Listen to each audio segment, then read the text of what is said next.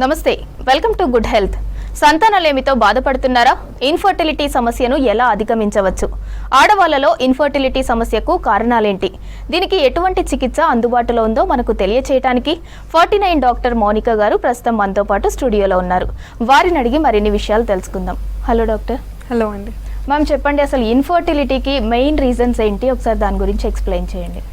ఇప్పుడు causes of infertility తీసుకుంటే అండి, వీ ఫైండ్ దట్ నియర్లీ ఒక 30% ఆఫ్ ద కేసెస్ విమెన్లో ప్రాబ్లమ్స్ ఉంటాయి అండ్ 30% మెన్లో ఉంటాయి. ఒక 20 to 30% దాకా రీజన్ ఏంటి, అసలు ప్రాబ్లం ఎక్కడుందన్నది అర్థం కాదనమాట. దాన్ని అన్ఎక్స్ప్లెయిన్డ్ ఇన్ఫర్టిలిటీ అంటారు. అండ్ రిమైనింగ్ ఒక 10%లో కంబైన్డ్ ఫ్యాక్టర్స్, అంటే లేడీలో కూడా ఏదో ఒక ఇష్యూ ఉంది అండ్ హస్బెండ్ సైడ్ నుంచి కూడా వీర్య కణాల పరీక్ష చేసినప్పుడు ఏదో అబ్నార్మాలిటీ అనేది బయటపడింది. అంటే ఇద్దరు వైఫ్ అండ్ హస్బెండ్లో మైల్డ్ సర్టన్ ఫ్యాక్టర్స్ ఉన్నాయి విచ్ ఆర్ ఇంటర్ఫియరింగ్ ప్రెగ్నెన్సీ రావడానికి. అండ్ రిమైనింగ్ లాస్ట్ ఒక 10 to 15% ఉంటుందన్నమాట. ఇది అదర్ ఫ్యాక్టర్స్ అని చెప్తాం. ఈ అదర్ ఫ్యాక్టర్స్ అని ఎప్పుడు చెప్తాము అంటే, విమెన్లో ప్రాబ్లం లేదు, మ్యాన్లో కూడా ప్రాబ్లం లేదు అండ్ అన్ఎక్స్ప్లెయిన్డ్ కాకుండా మనకు ఎక్కడన్నా వేరే బయట అంటే ఎండోమెట్రియోసిస్ అని సర్టన్ కండిషన్స్ ఉంటాయన్నమాట. సో డిఫరెంట్ ఫ్యాక్టర్స్ వల్ల వాళ్ళకి ఏమన్నా ఇన్ఫర్టిలిటీ ప్రాబ్లం వస్తుందా అని కూడా కొన్ని కేటగరైజ్ అయ్యి ఉంటాయి. నువ్వు లేడీలో ఇన్ డీటెయిల్ వెళ్తే ప్రాబ్లమ్స్ ఏమేమి ఎక్కడ ఉండొచ్చు, ఎక్కువగా ఓవరీలో ఉంటాయి. అండాశయంలో ప్రాబ్లమ్స్ ఎక్కువగా ఉండడం వల్ల ఇన్ఫర్టిలిటీకి దారితీస్తూ ఉంటాయి. ఈ ప్రాబ్లమ్స్ ఏమేమి అయి ఉంటాయంటే, ఎక్కువగా తెలిసిన కండిషన్ పీసీఓడి, నీటి బుడగల సమస్య. ఇవి కాకుండా థైరాయిడ్ సమస్యలు అలాంటివి ఏమన్నా ఉన్నా కూడా ఈ అండాశయంలో జరిగే చేంజెస్, గుడ్డు పెరుగుదల, విడుదల, వీటిలో ఇంటర్ఫియరెన్స్ అనేది జరుగుతూ ఉంటుంది. దీని తర్వాత వచ్చేసి ట్యూబ్స్లో అండాశయాల్లో నియర్లీ 30-40% రీజన్స్ వల్ల ఇన్ఫర్టిలిటీ ఉంటుంది. నెక్స్ట్ వచ్చేసి ట్యూబ్స్, గర్భసంచి రెండు వైపులా ఉన్న ఫెలోపియన్ ట్యూబ్స్ ఎంతో ఇంపార్టెంట్. గుడ్డు కణం కలిసేది ఈ ట్యూబ్స్లోనే కాబట్టి, సో ఈ ట్యూబ్ ఫంక్షన్ ఎలా ఉంది, ఓపెన్ ఉన్నాయా లేదా, ఇట్లా డిఫరెంట్ ఫ్యాక్టర్స్ కరెక్ట్గా ఉంటేనే ప్రెగ్నెన్సీ అనేది వస్తుంది. ట్యూబ్లో పిండం తయారైన తర్వాత కూడా గర్భసంచిలో వెళ్ళి అతుక్కోవాలి కాబట్టి ప్రెగ్నెన్సీ రావడానికి. గర్భసంచిలో కూడా ఏమన్నా ప్రాబ్లమ్స్ ఉంటే కూడా ఇన్ఫర్టిలిటీకి దారితీస్తాయి. మ్యామ్ అలాగే what is IUI and what is IVF, ఒకసారి ఈ రెండింటికి డిఫరెన్స్ చెప్పండి. అండ్ అలాగే అంటే ఎలాంటి కండిషన్లో ఉన్న పేషెంట్కి ఐయుఐ సజెస్ట్ చేస్తారు, ఎలాంటి కండిషన్లో ఉన్న పేషెంట్కి ఐవీఎఫ్ సజెస్ట్ చేస్తారు?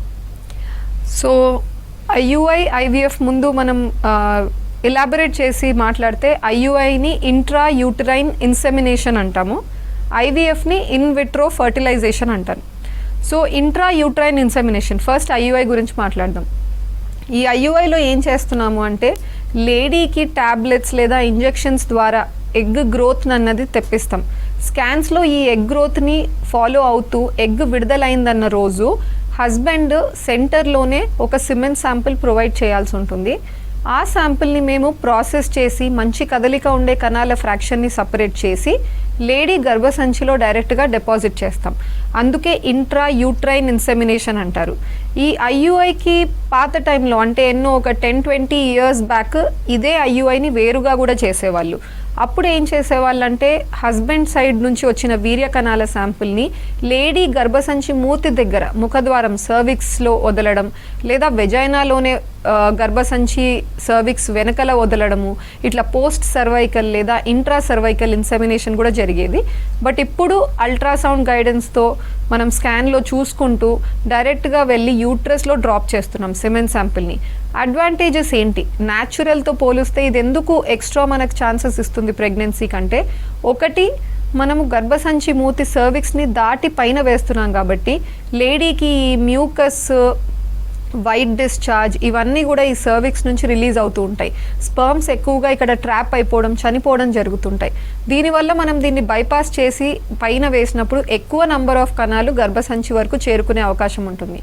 సెకండ్ వచ్చేసి closer vicinity to the egg, అంటే ఎగ్ వరకు వెళ్ళడానికి స్పర్మ్స్ ఎంత డిస్టెన్స్ అయితే ట్రావెల్ చేయాల్సి వస్తుందో నార్మల్ సిచ్యువేషన్ కంటే, ఇప్పుడు మనం పైన డైరెక్ట్గా గర్భసంచిలో వేయడం వల్ల ఈ డిస్టెన్స్ని చాలా వరకు మనం తగ్గించేస్తున్నాం. అందుకని ఎక్కువ స్పర్మ్స్ ఎగ్ని రీచ్ అయ్యి ఫర్టిలైజ్ చేసి ప్రెగ్నెన్సీ వచ్చే అవకాశాలు న్యాచురల్తో పోలిస్తే 4 times దాకా ఎక్కువగా ఉంటాయి. Now IVF, in vitro fertilisation అంటే, ఇన్ విట్రో అంటేనే it means outside the body అండి, ల్యాబ్లో జరుగుతుంది. ఏం జరుగుతుంది ల్యాబ్లో అంటే ఫర్టిలైజేషన్, గుడ్డు కణం కలిసే పద్ధతి లోపల కాకుండా బాడీ బయట జరుగుతుంది. దాన్ని మనం ఐవీఎఫ్ అంటాం. దీన్నే టెస్ట్ ట్యూబ్ బేబీగా కూడా ఎంతోమంది వింటారండి దీని గురించి. సో దీంట్లో పిండం బయట ల్యాబ్లో ఏర్పడుతుంది. అలా తయారైన పిండంని లేడీ గర్భసంచిలో అనేది మనం డిపాజిట్ చేస్తున్నాం. ఐవీఎఫ్ అనేది ఇప్పుడున్న ట్రీట్మెంట్స్లో most advanced infertility treatment available. And అన్ని ట్రీట్మెంట్స్లో కూడా పోలిస్తే సక్సెస్ రేట్ మ్యాక్సిమం అవైలబుల్ ఉండేది ఐవీఎఫ్కే. Ma'am, what is embryo? Embryo అంటే ఏంటి, ఒకసారి దాని గురించి ఎక్స్ప్లెయిన్ చేయండి. సో ఎంబ్రియో అంటే అండి, గుడ్డు కణం కలిసి తయారైన తర్వాత మనకు పిండం అన్నది ఏర్పడుతుంది. ఈ తయారైన పిండంని మనం ఎంబ్రియో అని అంటాము. ఎంబ్రియో అన్న వర్డ్ మనము త్రూ అవుట్ వాడలేం. ఇప్పుడు ఒక లేడీ 7th మంత్ ఆఫ్ ప్రెగ్నెన్సీలో ఉంది, 8th మంత్ ఆఫ్ ప్రెగ్నెన్సీలో ఉంది అంటే ఎంబ్రియో ఎలా పెరుగుతుంది అని ఎవరు మాట్లాడరు. ఫీటస్ అని మాట్లాడతారు, బేబీ అని మాట్లాడతారు, క్లినికల్గా కూడా ఫీటస్ అనే మాట్లాడతారు. రీజన్ ఈజ్ ఎంబ్రియో అని మనం ఓన్లీ అరౌండ్ 8 వీక్స్ వరకు మనం కన్సిడర్ చేయొచ్చండి. ఆ తర్వాత నుంచి మనం ఫీటస్గానే గుర్తిస్తామన్నమాట. ఈ తయారైన పిండము ఎంబ్రియో మనం ఐవీఎఫ్లో మాట్లాడేటప్పుడు ఎంబ్రియో ట్రాన్స్ఫర్స్ పెట్టడం ఎక్కువగా 2 స్టేజెస్లో జరుగుతున్నాయి ఇప్పుడు present day fertility centres, most సెంటర్స్లో. ఒకటి క్లివేజ్ స్టేజ్ అంటే డే 3 ఎంబ్రియో అంటాం, ఇంకొకటి blastocyst day 5 embryo. So day 3 స్టేజ్లో అన్నా డే 5 స్టేజ్లో అన్నా ఎంబ్రియోస్ ఎక్కువగా ఇప్పుడు ట్రాన్స్ఫర్ చేస్తున్నాం. గవర్నమెంట్ కూడా ఎన్ని ఎంబ్రియోస్ పెట్టాలన్న దాని మీద కూడా కొన్ని రెగ్యులేషన్స్ అనేది పాటిస్తున్నారు. రీజన్ ఇప్పుడు ఎన్నో ఎంబ్రియోస్, ఒక లేడీకి 5 ఎంబ్రియోస్ తయారవ్వచ్చు, 8 ఎంబ్రియోస్ తయారవ్వచ్చు. But how much is justified అంటే అన్ని ఎంబ్రియోస్ ఒకేసారి ఇంట్రడ్యూస్ చేయడం విత్ అన్ ఐడియా దట్ ఏదో ఒకటి అతుక్కుంటుంది కదా, ఖచ్చితంగా ప్రెగ్నెన్సీ వస్తుంది కదా లేడీకి అని, that idea is not correct అండి. రీజన్ ఏంటి అంటే మనం సపోజ్ 3 ఎంబ్రియోస్ పెడుతున్నాము అంటే 3 అతుక్కునే అవకాశాలు కూడా ఉన్నాయి తనకి. 4 పెడుతున్నామంటే 4 కూడా అతుక్కునే అవకాశాలు ఉంటాయి. అప్పుడు మల్టిపుల్ ప్రెగ్నెన్సీస్ వచ్చి తనకి ఎన్నో కాంప్లికేషన్స్ రావచ్చు, ప్రెగ్నెన్సీ ఇట్ సెల్ఫ్ కాంప్లికేటెడ్ అవ్వచ్చు. ఆ రీజన్ వల్ల గవర్నమెంట్ రెగ్యులేషన్స్ తీసుకొచ్చి ఇప్పుడు ఏం చెప్తున్నారు అంటే అండర్ 35 ఇయర్స్ యంగర్ లేడీస్లో అయితే ఓన్లీ 2 ఎంబ్రియోస్ మాత్రమే maximum number to be transferred. అదే above 35 years elderly age group ఉన్నారు, లేదా ఇంతకుముందు 2-3 టైమ్స్ ట్రాన్స్ఫర్ అయ్యి నెగిటివ్ వచ్చింది, ఇటువంటి కేసెస్లో మేము we are permitted to transfer up to 3 embryos. Ma'am, caller ఉన్నారు, రాజు గారు. Hello hello, good evening madam.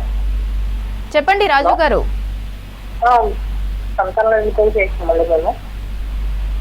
రాజు గారు చెప్పండి, డాక్టర్ గారు ఉన్నారు, మాట్లాడండి. డాక్టర్ గారితో మాట్లాడుతున్నానండి. చెప్పండి. చెప్పండి. ఇంతకుముందు ప్రెగ్నెన్సీ వచ్చిందండి. Sorry, okay. అంతకుముందు వాళ్ళ వైఫ్ కి ప్రెగ్నెన్సీ అబార్షన్ అవుతుంది. ఓకే అండి. ఇది ఫస్ట్ అబార్షన్ అండి? 3 times. ఈ 3 సార్లు కూడా 3 నెలల లోపలే అయిందా అండి miscarriage? First 3 months, 5 months. Okay, 6 months ఒకసారి. ఓకే అండి. And last one? లాస్ట్ 3 అండి. ఓకే. సో 2 సార్లు అయితే 3 months దాటి 5 months, 6 months ఆ దగ్గర అయ్యింది అబార్షన్ అంటున్నారు కదండి. ఒకటి మీ ఇద్దరికి మేనరికం ఏమన్నా ఉందా అండి? మ్యారేజ్ లేదా?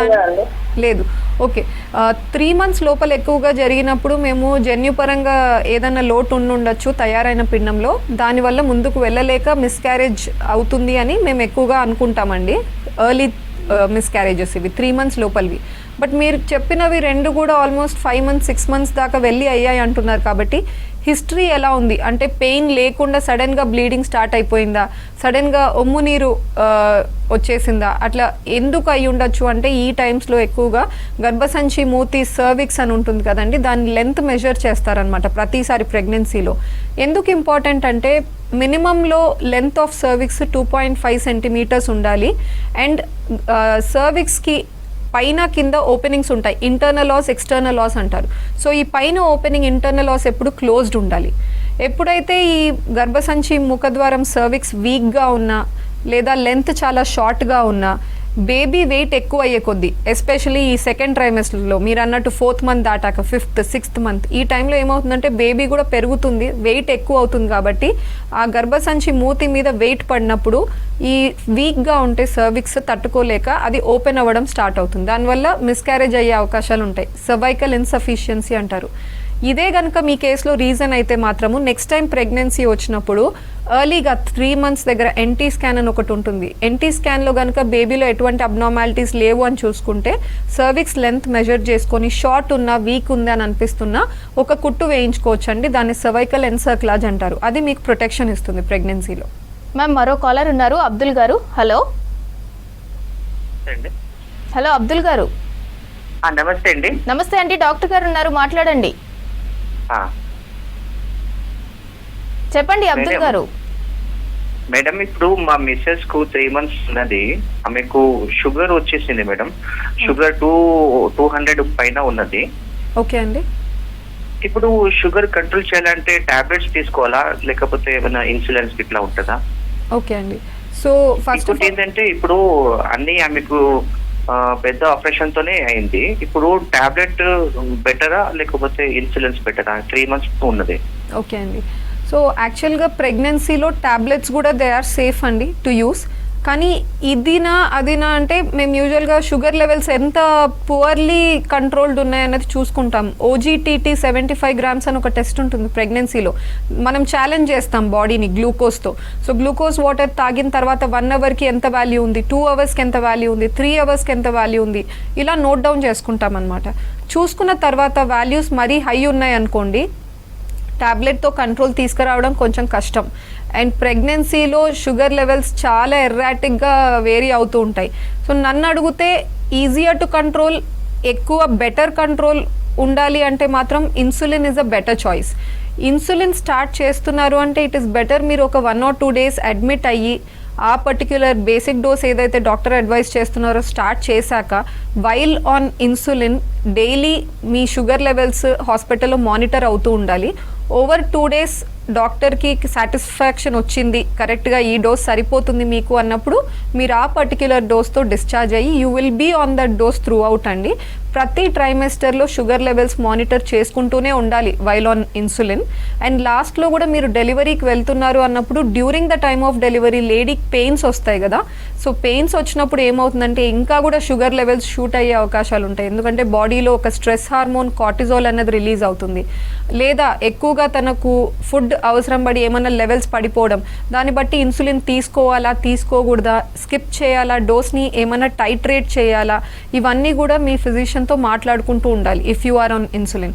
అందుకని మీరు నన్ను అడిగితే మాత్రం ఫస్ట్ మీరు OGTT 75 చేయించండి. చేయించిన తర్వాత వాల్యూస్ మరీ పువర్లీ కంట్రోల్డ్ ఉంటే మాత్రం better option would be insulin. Ma'am మరో కాలర్ ఉన్నారు, అఖిల్ గారు. Hello hello ma'am, embryo transfer fresh and frozen ఏది బెటర్ అంటారు? ఎంబ్రియో ట్రాన్స్ఫర్ ఒకటి పికప్ అయిన రోజు ఎగ్లో స్పర్మ్ ఇంజెక్ట్ చేయడం జరుగుతుందండి. సో అక్కడ నుంచి ఒక 3 daysకి లేదా 5 daysకి మనకు Day 3 or Day 5 embryo form అయిన తర్వాత ఆ ఎంబ్రియోని యాజ్ ఇట్ ఈజ్ అదే సైకిల్లో ట్రాన్స్ఫర్ చేస్తే ఫ్రెష్ ట్రాన్స్ఫర్ అంటాం. అదే ఎంబ్రియోని మనం ఫ్రీజ్ చేసి పెట్టేసి నెక్స్ట్ మంత్ లేదా ఆ నెక్స్ట్ మంత్ లైనింగ్ మంచిగా వచ్చింది అన్నప్పుడు ట్రాన్స్ఫర్ చేసినప్పుడు frozen transfer. No fresh transfer, frozen transfer ఇండిపెండెంట్గా చూస్తే both have good success rates. ఇది బెటరు అది మంచిది కాదు అని చెప్పలేను, బట్ సర్కమ్స్టాన్సెస్ బట్టి one proves better over the other. No frozen ఎక్కడ బెటర్, ఎక్కడ ఫ్రోజన్ ట్రాన్స్ఫర్ వెళ్తే బెటర్ ఛాన్సెస్ ఉంటాయి అంటే PCOD లాంటి కేసెస్లో వీళ్ళకు ఎగ్స్ ఎక్కువగా రిట్రీవ్ అవుతాయి, చాలా ఎగ్స్ వస్తాయి. సో అన్ని ఎగ్స్ రిట్రీవ్ అయినప్పుడు వాళ్ళకి బాడీలో ఈస్ట్రోజన్ లెవెల్స్, ప్రొజెస్ట్రాన్ లెవెల్స్ చాలా ఎలివేటెడ్ ఉంటాయి అన్నమాట. అట్లా హై హార్మోనల్ ఎన్వైర్న్మెంట్లో ఫ్రెష్ ట్రాన్స్ఫర్ కంటే ఫ్రీజ్ చేసుకొని ఓవరీ సైజెస్ మళ్ళీ ఒరిజినల్ సైజెస్కి రెస్టోర్ అయిన తర్వాత నెక్స్ట్ మంత్ ఒక 1 month లేటర్ అలా పెట్టుకోవడం ఫ్రోజన్ ట్రాన్స్ఫర్ ఈజ్ ఐడియల్. అదే ఫ్రెష్ ట్రాన్స్ఫర్ ఎక్కడ మీకు హెల్ప్ అవుతుంది అంటే పువర్ రిజర్వ్ లేడీస్, ఎక్కువగా ఎగ్స్ మనం ఎక్స్పెక్ట్ చేయట్లేదు, 2 eggs 3 eggs అలా వస్తున్నాయి, వాళ్ళకు హార్మోనల్ ఎన్వైర్న్మెంట్ కూడా పెద్దగా డిస్టర్బ్ అవ్వదు. ఆ కేసెస్లో మంచిగా ఎంబ్రియో ఫామ్ అయిందంటే లేడీని అదే సైకిల్లో ప్రిపేర్ చేసుకొని ఫ్రెష్ ట్రాన్స్ఫర్ వెళ్ళడం ఐడియల్. ఎందుకంటే వాళ్ళకు అడ్వాంటేజెస్ ఉంటాయి ఇలా వెళ్ళినప్పుడు. ఫ్రెష్ ట్రాన్స్ఫర్ వెళ్ళడం వల్ల ఏమవుతుందంటే వాళ్ళకు కాస్ట్ వైజ్ చాలా డిఫరెన్స్ వస్తుంది. ఇమీడియట్ ట్రాన్స్ఫర్ చేసుకుంటున్నారు కాబట్టి ఆ నెక్స్ట్ మంత్ వచ్చినప్పుడు మళ్ళీ గర్భసంచి పొర తయారు చేసుకోవడానికి తీసుకునే మెడికేషన్, లేదా రావడం పోవడం ఆ whatever the travel expenditure, ఇవన్నీ కూడా వాళ్ళు సేవ్ చేయడం కుదురుతుంది. So fresh transfer cost wise కూడా హెల్ప్ అవుతుంది. But we only do it if the conditions are favourable. నేను అన్నట్టు హార్మోన్స్ చేసుకొని ఎలా ఉంది, ఆ మంత్లో లైనింగ్ కూడా మంచిగా వచ్చిందా, ఎటువంటి డిస్టర్బెన్సెస్ లేవా, అన్ని ఫ్యాక్టర్స్ బాగుంటేనే we go for fresh transfer. ఎందుకంటే ఎంతో కష్టపడి తయారు చేసిన ఎంబ్రియోస్ని at whim we can't transfer. అంతా బాగుంది అన్నప్పుడే చూసుకొని చేయాలి. కాబట్టి fresh transfer, frozen transfer will individualize based on patient profile ఎలా ఉంది, వాళ్ళ సిచ్యువేషన్ ఎలా ఉంది అని అప్పుడు మేము డిసైడ్ అవుతాం ఫ్రెష్ వెళ్ళాలా ఫ్రోజన్ వెళ్ళాలా బెటర్ అనేది. మ్యామ్ మరో కాలర్ ఉన్నారు, రాజు గారు. హలో హలో రాజు గారు. నమస్తే మేడం. నమస్తే అండి, డాక్టర్ గారు ఉన్నారు, మాట్లాడండి. నమస్తే మేడం. నమస్తే సార్. మేడం అది మాకు పెళ్ళై 4 years అవుతుంది మేడం. ఇది మా రీసెంట్ చెక్ చేస్తే వారికల్స్ ఉన్నాయి చెప్పారు. ఓకే అండి. అది కౌంట్ 0 ఉంది మేడం. అది మామూలుగా ఒక దానిలో వెయిన్ ప్రాబ్లం ఉంటే ఇంకో దాంట్లో కౌంట్ రావచ్చు కదా. ఓకే, వారికోసిల్ గ్రేడ్ ఏమని చెప్పారండి? 1 మేడం. గ్రేడ్ 1. సో వారికోసిల్ దాని మీనింగ్ ఏంటంటే అండి, టెస్టిస్ నుంచి కూడా మనకు బ్లడ్ అనేది వెళ్తూ ఉండాలి, మళ్ళీ ఆ కన్జ్యూమ్ అయిన తర్వాత బ్యాడ్ బ్లడ్ అనేది వెనక్కి వస్తూ ఉండాలి. ఈ రిటర్న్ అయ్యే టైంలో సరిగ్గా సర్క్యులేషన్ లేదు అంటే, స్లోగా ఉంది, రిటర్న్ అవ్వట్లేదు ప్రాపర్గా అంటే ఆ బ్లడ్ అక్కడే చేరుకొని ఉంటుందన్నమాట. చేరుకొని నిదానంగా వెళ్తుంది కాబట్టి స్లైట్ అమౌంట్ ఆఫ్ స్వెల్లింగ్ ఉండొచ్చు, దాన్ని మనం వారికోసీల్ అంటాం. వారికోసీల్ కూడా ఎంత సివియర్ ఉందో దాన్ని బట్టి గ్రేడ్స్ ఉంటాయి. Grade 1, grade 2, grade 3, grade 4. మీరు అంటున్న గ్రేడ్ 1 అంటే లోయెస్ట్ గ్రేడ్, వెరీ మినిమల్ ఉంది. అది మీకు డైరెక్ట్ ఫిజికల్ ఎగ్జామినేషన్లో కనపడదు, మీకు ఎటువంటి ప్రాబ్లమ్స్ సిమ్టమ్స్ ఉండవు, ఓన్లీ స్కాన్లో బయటపడిన డయాగ్నోసిస్. సో మీరు అంటున్న అజూస్పర్మియా అంటే కౌంట్ 0 అంటున్నారు కదండి, ఐ డోంట్ థింక్ వారికోసీల్ వల్ల వచ్చింది కాదు ఇది. వారికోసీల్ వల్ల ఎక్కువగా ఎలా ఉంటాయంటే కణాల కౌంట్ కొంచెం తగ్గడం, లేదా కదలిక కొంచెం తగ్గడం, ఇలా ఉంటాయి. కానీ కణాలు పూర్తిగా 0 అవ్వడానికి వారికోసీల్, అది కూడా గ్రేడ్ 1 కారణం అయ్యి ఉండకపోవచ్చు, వేరే రీజన్స్ అయ్యి ఉండొచ్చు. చూసుకోవాలి అసలు ఎక్కడ ప్రాబ్లం ఉంది అంటే, మీరు కొన్ని హార్మోన్స్ ఉంటాయండి, FSH, LH, టెస్టోస్టిరాన్. ఈ హార్మోన్స్ చేసినప్పుడు మీకు ఒక ఐడియా వస్తుంది, టెస్టిస్ ప్రొడక్షన్ చేయలేకపోతుందా, లేదా బయటకు వచ్చే దారిలో ఎక్కడన్నా బ్లాక్ తయారైందా, బ్రెయిన్ నుంచి సిగ్నల్ అందట్లేదా, ఎందుకు ఇలా జరుగుతుంది అనేది వెళ్ళాలంటే మీరు డీటెయిల్లో వెళ్ళండి. డోంట్ స్టాప్ ఎట్ వారికోసిల్, ఎందుకంటే వారికోసిల్ గ్రేడ్ 1కి కరెక్షన్ కూడా అవసరం లేదు. మ్యామ్ మరో కాలర్ ఉన్నారు, కస్తూరి గారు. హలో హలో కస్తూరి గారు. హలో మేడం, మా పాపకు పీసీఓడి ప్రాబ్లం ఉంది అంటున్నారు మేడం. ఓకే అండి. ప్రెగ్నెన్సీ అసలు రావట్లేదు మేడం. ఆమెకు మంత్ సరిగ్గా రాదు మేడం. మళ్ళీ టాబ్లెట్స్ వేసుకుంటే గానీ 15 రోజులు వాడిన తర్వాత 15 రోజులకు మంత్ వస్తుంది మేడం. ఇప్పటికి 5 years అయింది మేడం మ్యారేజ్ అయ్యి, ఇప్పటికి పిల్లలు అవ్వట్లేదు అనేసి కొంచెం ఇంట్లో కొంచెం గొడవలు జరుగుతున్నాయి. దానికి ఏంటంటారండి ప్రాబ్లము? ఇవి ఏంటంటారు, కౌంట్ సరిగ్గా అవ్వట్లేదు అని 2 కణాలు భార్య భర్త 2 చెకప్ చేసారు మేడం. చేసిన తర్వాతను అదేమంటారంటే కొంచెం కణాలు కౌంట్ కావట్లేదు అని అన్నారు. అది ఏందో నాకు అర్థం కాలేదు మేడం. నేను కొంచెం ఇంకా చదువుకోలేదు, టీవీలో చూసి అందుకనే చేస్తున్నామా మా పాప గురించి కొంచెం ఏమన్నా సజెషన్ ఇవ్వగలుగుతారా? ఆ పిల్లకు మంత్ పెళ్ళైనప్పుడు 1 year వరకు కరెక్ట్ టైంకి వచ్చింది మంత్, కానీ ఆ తర్వాత నుంచి మంత్ సరిగ్గా టైంకి రావట్లేదు. మనం ఇప్పుడు ఏదైనా టాబ్లెట్లు తీసుకుంటేనే ఒక 15 రోజులకు మళ్ళీ మంత్ వస్తుంది. ఇప్పటి వరకు మస్తు పైసలు ఉన్న వరకు ఖర్చు చేసినాం కానీ ప్రెగ్నెన్సీ రాలేదు. ఆమెతో పాటుగా పెళ్ళైన వాళ్ళకి అందరికి పిల్లలు అయినారు, మా పాపకి మాత్రం పిల్లలు కాలేదు. ఓకే అండి. ఇప్పుడు పీసీఓడి ఎలా ఉంటుందంటే అండి, అది దాంట్లో మీరు అన్నట్టు టైంకి పీరియడ్ రావట్లేదు అన్నారు కదా, మీ డాటర్కి ఓన్లీ మాత్రలు తీసుకుంటేనే వస్తుంది అంటున్నారు కదా. ఇలాంటి కేసెస్లో ఏమవుతుందంటే తనకు సొంతంగా ఒక ఎగ్ పెరిగి విడుదల అవుతూ ఉండకపోవచ్చు. అది డాక్టర్ చూసుకుంటారు, ఎందుకంటే వాళ్ళు మెడిసిన్స్ ఇచ్చో లేదా ఇంజెక్షన్స్ ఇచ్చో ఎలాగోలాగా ఒక ఎగ్ గ్రోత్ అయ్యేలాగా చూసుకొని ఎగ్ విడుదల అవుతుంది అంటేనే భర్త భార్యను కలిసి ట్రై చేయమండము, సపోర్ట్ మాత్రలు ఇవ్వడము, ఇవన్నీ చేస్తూ ఉంటారు. అయినప్పటికీ కావట్లేదు అంటున్నారు. బట్ మీరు అనేది ఏంటంటే భర్త కణాలు కూడా ఏదో కొంచెం ప్రాబ్లం ఉన్నాయి అంటున్నారు, బట్ నాకు డీటెయిల్స్ ఇవ్వలేకపోతున్నారు. సో నేను ఎగ్జాక్ట్గా చెప్పలేను, కానీ భయపడేది భయపడేది ఏం లేదండి. పీసీఓడి అన్నది 10% ఇప్పుడు ఉంది గర్ల్స్లో. అంటే ప్రతి 10 గర్ల్స్లో ఒకరికి పీసీఓడి ప్రాబ్లం ఉంది. అట్లని అందరికీ ఇన్ఫర్టిలిటీ సమస్యలు ఉన్నాయి, అందరికీ ప్రెగ్నెన్సీ కావట్లేదని అయితే అస్సలు లేదండి. పీసీఓడి చాలా బేసిక్ ట్రీట్మెంట్ ద్వారా ప్రెగ్నెన్సీ రావచ్చు. బట్ ఇంకా కూడా ఏమన్నా విషయాలు ఉంటే, అంటే ట్యూబ్లో ప్రాబ్లం ఉంది లేదా భర్త సైడ్ నుంచి కణాలు ఏమన్నా అనుకున్న నార్మల్ నంబర్స్ కంటే తక్కువ ఉన్నాయి అంటే కూడా ప్రెగ్నెన్సీ కష్టం అవుతుందన్నమాట. అందుకని మీరు ఎంటైర్ ప్రొఫైల్ నాకు చెప్పగలిగితేనే I will be able to explain ఎక్కడ ఇష్యూ ఉంది లేదా ఏ ట్రీట్మెంట్కి వెళ్తే బెటర్ అనేది. మ్యామ్ మరో కాలర్ ఉన్నారు, జ్యోతి గారు. హలో జ్యోతి గారు. మేడం చెప్పండి, డాక్టర్ గారు ఉన్నారు, మాట్లాడండి. మేడం నాకు ఫస్ట్ పాప ఉంది మేడం. ఓకే అండి. పాప తర్వాత 4 అబార్షన్స్ కంటిన్యూగా అవుతున్నాయి మేడం. 5th మంత్ వరకు బేబీ బాగుంటుంది మేడం. 5th మంత్ రాగానే కాళ్ళు ఒక 18 వీక్స్ లెగ్స్ ఉంటే 12 వీక్స్ హ్యాండ్స్ ఉంటున్నాయి అని చెప్తున్నారు మేడం. ఓకే. బీపీ ఏమన్నా last time madam 3rd month కి ముత్యాల గర్భంగా తయారవుతుందని చెప్తే అదే బ్లీడింగ్ అయి పడిపోయింది మేడం. ఓకే అండి. ఇప్పుడు ఇంకోటి ట్రై చేయొచ్చా లేదంటే పిల్లలు కాకుండా చేయించుకోవాలా మేడం? ఇప్పుడు ఎలా అంటే మీరు టోటల్గా ఒక కిడ్ తర్వాత 4 times మిస్క్యారేజ్ అన్నారండి. అండ్ 4 timesలో ఒకటి ముత్యాల గర్భం అంటే మోలార్ ప్రెగ్నెన్సీ అంటారు.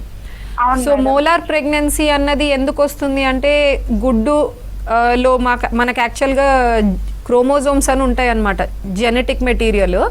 అది లేకుండా ఎంటీ ఎగ్ రావడం లేదా స్పర్మే ఒకదానికంటే ఎక్కువ 2 కాపీస్ అవి అయ్యి లేదా అట్లా డివిజన్. బేసిక్గా genetic number chromosomes baby girl అయితే 46XX, బాయ్ అయితే 46XY ఉండాలి. మోలార్ ప్రెగ్నెన్సీకి అలా ఉండదు అనమాట. ఒకటి ఎక్స్ట్రా కాపీ ఉండడము, ఒక ఎంటైర్ సెట్ ఆఫ్ క్రోమోజోమ్స్ తక్కువ ఉండడమో చూస్తుంటాము. అది ఒకటండి. బట్ మోలార్ ప్రెగ్నెన్సీ మళ్ళీ రిపీట్ అయ్యే అవకాశం చాలా తక్కువ ఉంటుంది. సో అట్లా చూస్తే మీరు ట్రై చేయొచ్చు ఇంకొక ప్రెగ్నెన్సీ కోసం మీరు కావాలనుకుంటే యాజ్ హస్బెండ్ అండ్ వైఫ్. లేదు రిమైనింగ్ 3 మిస్క్యారేజెస్ కూడా ఎందుకు అవుతున్నాయి అంటే మీరు ఎక్స్ప్లెయిన్ చేసినట్టు నాకు అర్థమైంది ఏంటంటే దీన్ని అసిమెట్రిక్ IUGR అంటారు. అంటే అన్ని పార్ట్స్ ఆఫ్ ద బాడీ సమానంగా పెరగట్లేదు. ఈ అసిమెట్రిక్ IUGR ఎందుకు వస్తుంది అంటే మాయ ద్వారా మదర్ నుంచి బేబీకి అడిక్వేట్గా బ్లడ్ అందట్లేదు. అంటే బీపీ ఉన్నప్పుడు లేదా వేరే మాయలో ప్రాబ్లమ్స్ ఉన్నప్పుడు అప్పుడు ఎక్కువగా వచ్చే బ్లడ్ని మనము బేబీ సర్వైవల్ కోసం వాడుతుంది. సమ్టైమ్స్ హెడ్ పెద్దగా ఉంటుంది, బాడీ అంత చిన్నగా ఉంటుంది అనమాట. ఎందుకంటే మెదడుకు మ్యాక్సిమం మనము బ్లడ్ అనేది పంపిస్తూ ఉంటాం బేబీకి. ఆ రీజన్ వల్ల మీరు రిపీట్ కావద్దు ఇది అంటే యాప్లా అని ఒక టెస్ట్ ఉంటుందండి. ఆ టెస్ట్ చేసుకొని దాంట్లో ఏదైనా అబ్నార్మాలిటీ ఉంటే నెక్స్ట్ ప్రెగ్నెన్సీలో మీరు బ్లడ్ థిన్నర్స్, ఆస్పిరిన్, హెపారిన్ లాంటి ఇంజెక్షన్స్ త్రూ అవుట్ ప్రెగ్నెన్సీ వాడాల్సి ఉంటుంది. మ్యామ్ మీ ఎక్స్పీరియన్స్తో ఇన్ఫర్టిలిటీతో బాధపడుతున్న వారికి ఎక్స్పీరియన్స్తో అంటే వాళ్ళకి షేర్ చేసినందుకు థ్యాంక్ యూ సో మచ్. ఇది ఇవాల్టి గుడ్ హెల్త్. Stay tune.